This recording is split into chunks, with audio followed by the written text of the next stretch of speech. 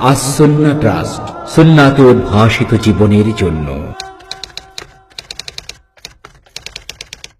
বাস্তবতা হলো ইউরোপ আমেরিকার মানুষেরা খ্রিস্ট ধর্মকে রিফিউজ করছে। সেসব দেশের মানুষেরা গতানুগতিক কিছু খ্রিস্টান আছে, নাস্তিক কম, ধর্মহীন ব্যাপক। আর যারা গতানুগতিক খ্রিস্টান অল্প, নামে খ্রিস্টান, জন্মগত খ্রিস্টান, রেজিস্টার্ড খ্রিস্টান, কিন্তু ধর্ম মানে না। আর যারা শিক্ষিত, একবার বাইবেল পড়েছে, তারা অধিকাংশ এক খ্রিস্টান থাকে না, নাস্তিক থাকে। কথা বুঝতে পেরেছে? ইউরোপে আর বাইবেল দিয়ে, মেরাকল দিয়ে এইসব যীশু খ্রিস্ট মুক্তি দেবে বলে আর খ্রিস্টান ধর্ম কেউ নিচ্ছে না। কথা বুঝেছো? কারণ এর বিশ্বাসগুলো খুব জটিল এবং অবৈজ্ঞানিক, আর কোনো কর্ম নেই। মানুষ কিছু কর্ম চায়। একটা ধর্ম আছে, মর্মন বলা হয়। মর্মন খুবই একটা বিকৃত ধর্ম, কিন্তু আমেরিকায় এগুলো মানুষ অনেক গ্রহণ করে।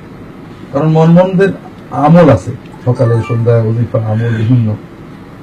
খ্রিস্টানদের কোনো আমলই নেই, মানুষের কাছে আমল চাই। বুঝেছো?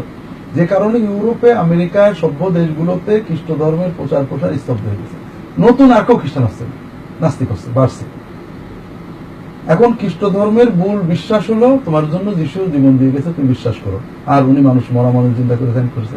এগুলো আধুনিক বিশ্বাস করে না। তাহলে খ্রিস্ট ধর্ম অন্ধ, মূর্খ, সাধারণ যারা বিশ্বাসে আবেগে চলে, ওদের ভিতরে সহজে করে দেয়। আর এটা এশিয়া মহাদেশে বেশি, আফ্রিকায় বেশি। এই জন্য তারা আফ্রিকা, এশিয়ার দিকে চলে আসছে। তাহলে তোমার দরজায় এগুলো আসতে থাকবে, আর এগুলোর প্রতিকার বা আলোচনা, পর্যালোচনা তোমাকে ধৈর্য ধরে পড়তে হবে।